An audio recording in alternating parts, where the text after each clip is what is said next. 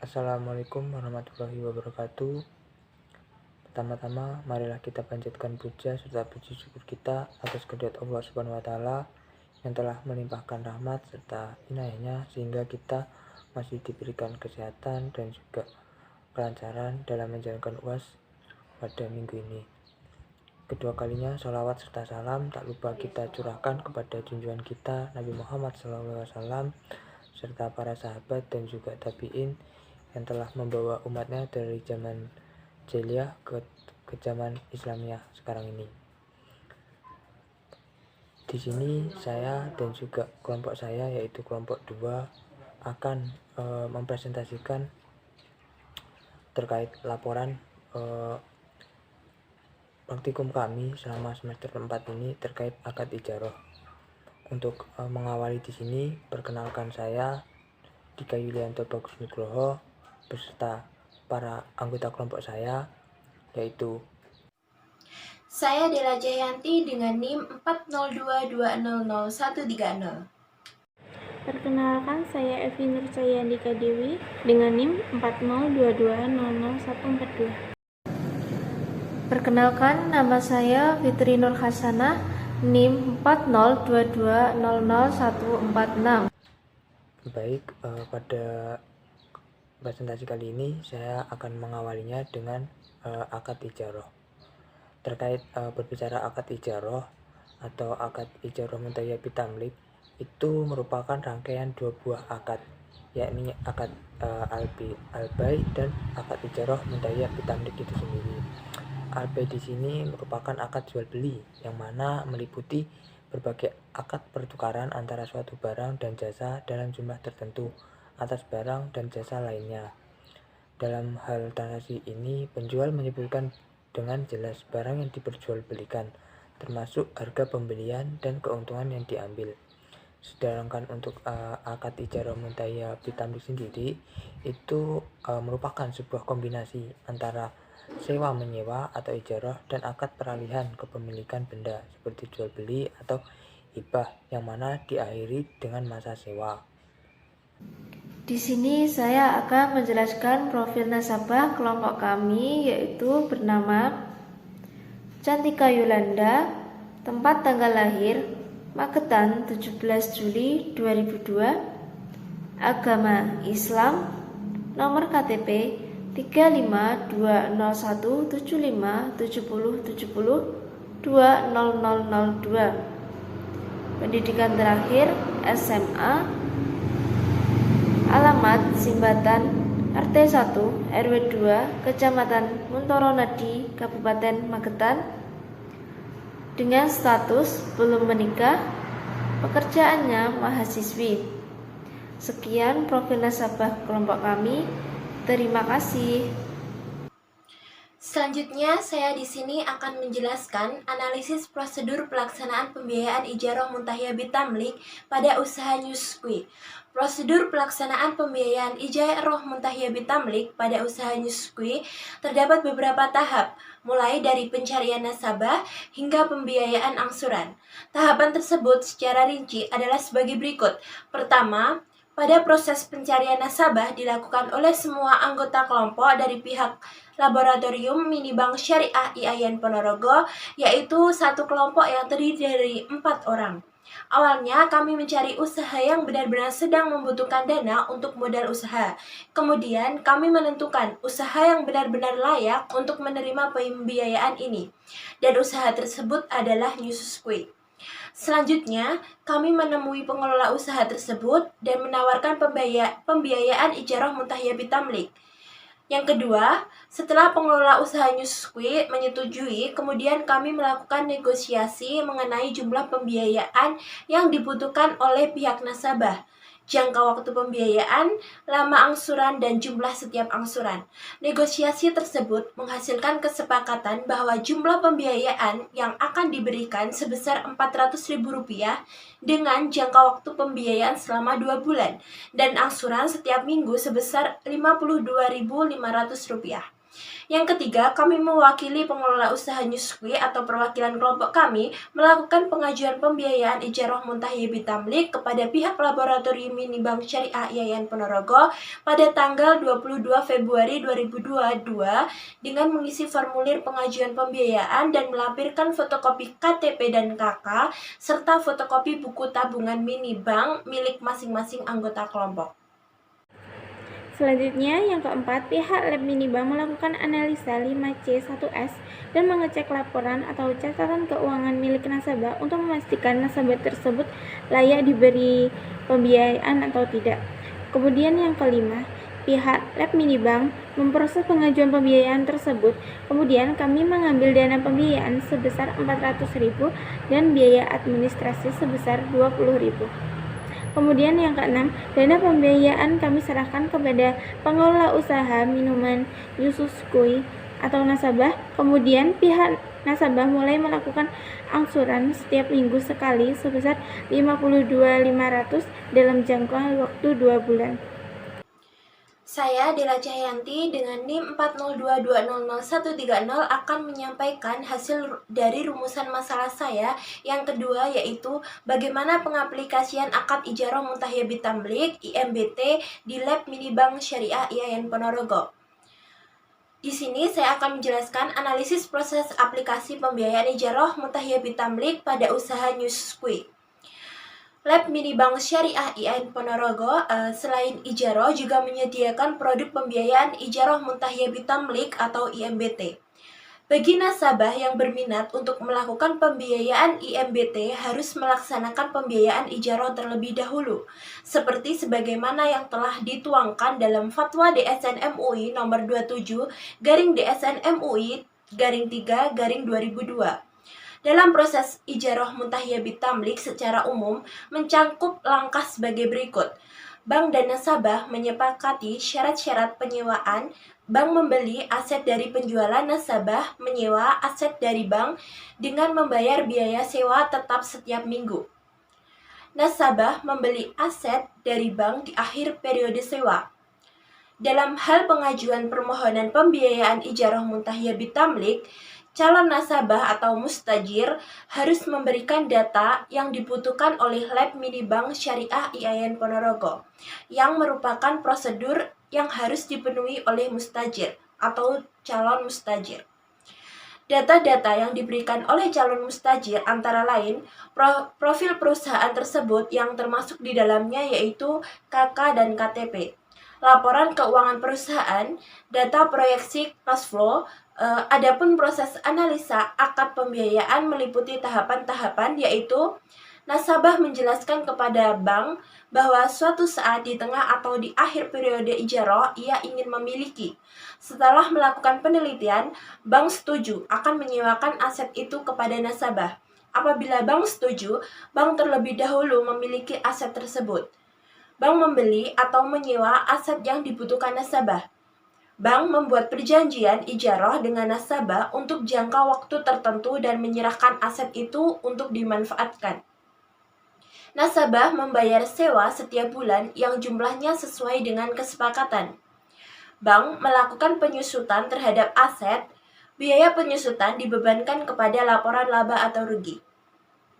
Di tengah atau di akhir masa sewa, bank dan nasabah dapat melakukan pemindahan kepemilikan aset tersebut secara jual beli cicilan. Jika pemindahan kepemilikan di akhir masa sewa, akadnya dilakukan secara hibah. Nasabah yang membeli produk ijarah Muntahiya Bitamlik dengan sistem sewa beli pada Lab Minibank Syariah IAIN Ponorogo telah sesuai dengan syarat-syarat ijarah dalam rukun dan syarat ijarah yang terdapat dalam bab 2 yaitu landasan teori penulis. Hal ini sejalan dengan perjanjian pembiayaan syariah yang diberlakukan dalam Lab Minibank Syariah IAIN Ponorogo, bahwa nasabah yang melakukan akad sewa beli itu harus balik dan berakal, serta memiliki kemampuan atau kecakapan dalam melakukan pembiayaan. Dalam ijarah Muntahiya Bitamlik, pemindahan hak milik barang atau baik barang bergerak maupun barang tidak bergerak dilakukan dengan salah satu dari dua cara, misalnya yaitu pihak yang menyewa berjanji akan menjual barang yang disewakan atau menghibahkan barang yang disewakan tersebut pada akhir masa sewa. Pada akad ijarah mutahiyyah bitamlik ini, harga sewa dan harga jual disepakati pada awal perjanjian dan pada akhir masa sewa, bank dapat saja menjual barang yang disewakan kepada nasabah. Namun, apabila nasabah bank tidak menggunakan hak opsinya, maka kepemilikan barang itu tetap berada di tangan bank. Dalam hal ini tertuang dalam draft kontrak pada pasal 1 dalam hal definisi, yaitu ijarah mutahiyyah bitamlik adalah akad antara muajir atau bank sebagai pemilik sebagai pihak yang menyewakan, makjur atau objek sewa, pemilik barang, dengan mustajir atau nasabah sebagai penyewa. Pada akhir masa sewa, mustajir atau nasabah berjanji untuk membeli makjur atau objek sewa tersebut. Jadi, saya menyimpulkan berdasarkan uraian yang telah dilakukan, maka konsep mekanisme pembiayaan ijarah mutahiyyah bitamlik di Lab Minibank IAIN Ponorogo pada usaha Newsquay ini telah sesuai dengan prinsip Islam. Memang seperti yang sudah dijelaskan pada bab sebelumnya bahwa ijarah mutahiyyah bitamlik adalah perpaduan antara sewa menyewa atau ijarah dan jual beli atau hibah di akhir masa sewa. Tetapi perpindahan kepemilikan pada Lab Minibank Syariah IAIN Ponorogo ini yang digunakan adalah dengan akad jual beli dan dilakukannya setelah masa ijarahnya selesai. Perjanjian perpindahan kepemilikan ini disepakati di awal akad, disepakati dan ditandatangani. Berikut merupakan hasil rumusan masalah saya yang kedua tentang aplikasi pembiayaan ijarah mutahiyyah bitamlik pada usaha Newsquay di Lab Bank Syariah IAIN Ponorogo. Terima kasih. Selanjutnya di sini saya akan menjelaskan materi terkait laporan saya, yaitu pada praktikum mikro bank syariah 4. Pada kesempatan kali ini saya akan membahas mengenai strategi penanganan pembiayaan bermasalah pada produk pembiayaan musyarakah usaha Newsquay di Laboratorium Minibank Syariah IAIN Ponorogo. Nah, sebelum lanjut kepada pembahasan, di sini usaha yang perlu digarisbawahi, usaha yang saya biayai, yaitu usaha Newsquay. Sebenarnya di sini tidak terjadi permasalahan.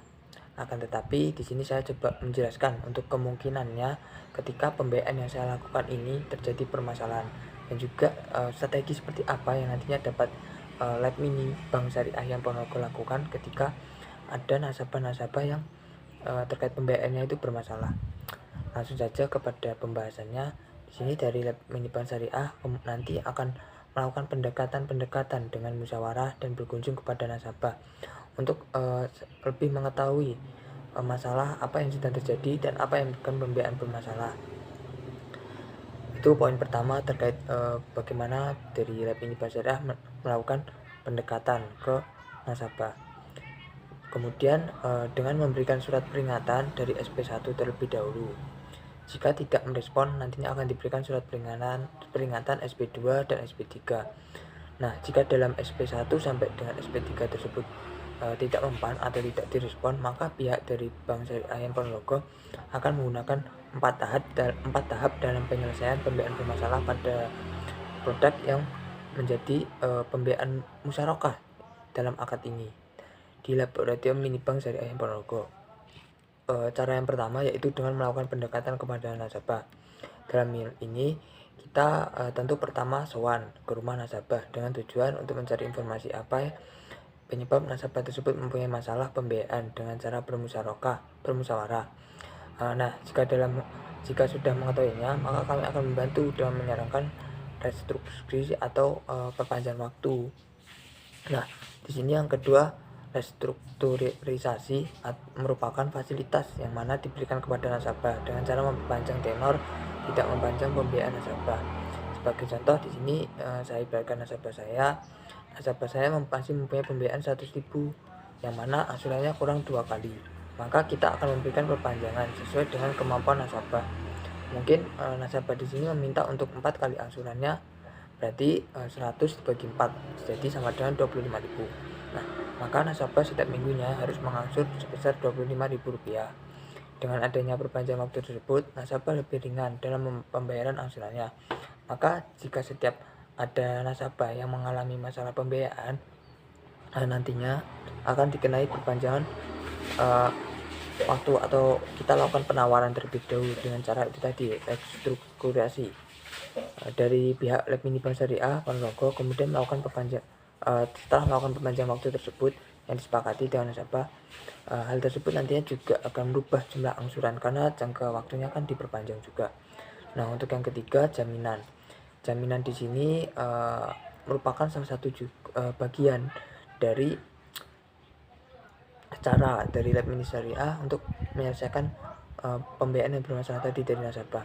Nah, dalam hal ini kita tidak jika nasabah melakukan pelanggaran atau kabur dari tanggung jawabnya, maka di sini kita melakukan pendekatan dengan tujuan menjual jaminan, mengetahui terlebih dahulu bagaimana bisa terjadinya pembiayaan bermasalah. Jika karena kekurangan atau keuangannya sudah menurun, maka pihak BMT menawarkan atau mengajukan untuk restrukturisasi. Jika masalah lainnya, maka kita sarankan untuk menjual jaminan tersebut. Saya akan menjelaskan rumusan masalah kedua saya, yaitu tentang dampak pembiayaan IMBT Bilbai dalam usaha minuman Yususku. Yang pertama, berdampak pada modal usaha. Setelah memperoleh pembiayaan dari Lab Mini Bank Syariah IAIN Ponorogo, modal usaha ini meningkat dari sebelumnya. Dari keseluruhan modal dari awal sampai sekarang mengalami peningkatan sebesar 15%. Yang kedua, berdampak kepada omset penjualan. Setelah memperoleh pembiayaan dari Lab Mini Bank Syariah IAIN Ponorogo, omset pada usaha ini meningkat. Omset penjualan pada usaha ini meningkat sebesar 20%. Kemudian yang ketiga, berdampak pada keuntungan usaha. Terdapat perbedaan keuntungan sebelum dan sesudah memperoleh pembiayaan IMBT Bilbai. Setelah memperoleh pembiayaan ini, keuntungan usaha ini mengalami peningkatan. Keuntungan tersebut meningkat sebesar 35% daripada sebelumnya. Terima kasih. Ini saya akan menjelaskan rumusan masalah kedua saya, yaitu bagaimana proses negosiasi dalam pembiayaan IMBT Bilbai di usaha Yususku dalam laboratorium mini Bank Syariah. Negosiasi merupakan tahap awal dari proses pembiayaan jual beli IMBT Bilbai. Apabila berlanjut pada tahapan berikutnya, akan terkait erat dengan pemenuhan sejumlah persyaratan, baik persyaratan dalam dokumen pribadi, persyaratan legalitas usaha, dan persyaratan dokumen pendukung usaha sebagaimana mestinya. Menurut KUH Perdata, syarat sahnya perjanjian diatur dalam pasal 1320 KUH Perdata. KUH Perdata menentukan 4 syarat sahnya perjanjian, yaitu: pertama, adanya kesepakatan kedua belah pihak; kedua, kecakapan untuk melakukan perbuatan hukum; ketiga, adanya objek; keempat, adanya kausa yang halal. Syarat pertama yang menjadi sahnya kontrak adalah kesepakatan atau konsensus pada pihak. Yang dimaksud dengan kesepakatan adalah persesuaian antara kehendak antara satu orang atau lebih dengan pihak lainnya. Yang sesuai itu adalah pernyataannya karena kehendak itu tidak dapat dilihat atau diketahui orang lain. Ada 5 cara terjadinya persesuaian pernyataan kehendak, yaitu: pertama, bahasa yang sempurna dan tertulis; kedua, bahasa yang sempurna secara lisan; ketiga, bahasa yang tidak sempurna asal dapat diterima oleh pihak lawan, karena kenyataannya seringkali seseorang menyampaikan dengan bahasa yang tidak sempurna tetapi dimengerti oleh pihak lawannya. Keempat, bahasa isyarat asal dapat diterima oleh pihak lawannya. Kelima, diam atau membisu tetapi asal dipahami atau diterima pihak lawannya. Pernyataan ijab dan qabul harus dinyatakan oleh para pihak untuk menunjukkan kehendak mereka dalam mengadakan kontrak atau akad. dengan memperhatikan penawaran dan penerimaan harus secara eksplisit menunjukkan tujuan kontrak atau akad. Penerimaan dari penawaran dilakukan pada saat kontrak dan akad dituangkan secara tertulis. Teori negosiasi ini mempunyai prinsip menekankan bahwa dalam proses negosiasi